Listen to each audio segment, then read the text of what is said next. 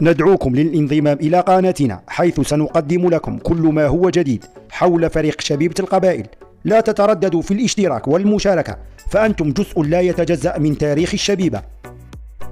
عبد الحق بن شيخة يطالب بالتعاقد مع هذا الثنائي.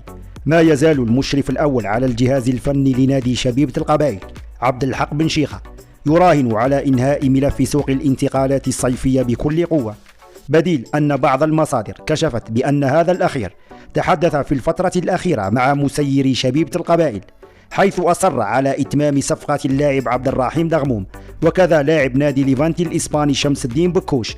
وفي السياق نفسه كشفت تقارير إعلامية مصرية أن إدارة النادي البورسعيدي وصلتها عديد من العروض بخصوص اللاعب عبد الرحيم دغموم، سواء تعلق الأمر بالنوادي العربية أو الجزائرية. وفي ختام آرائنا حول استخدام اللاعبين دغموم وبكوش، نجد أن هذه الخطوة تعكس رغبة الإدارة في تعزيز صفوف الفريق وتحقيق الاستقرار الفني المطلوب. إن انضمام هذين اللاعبين يعد إضافة قوية، حيث يمتلكان المهارة والخبرة اللازمة لدعم الشبيبة.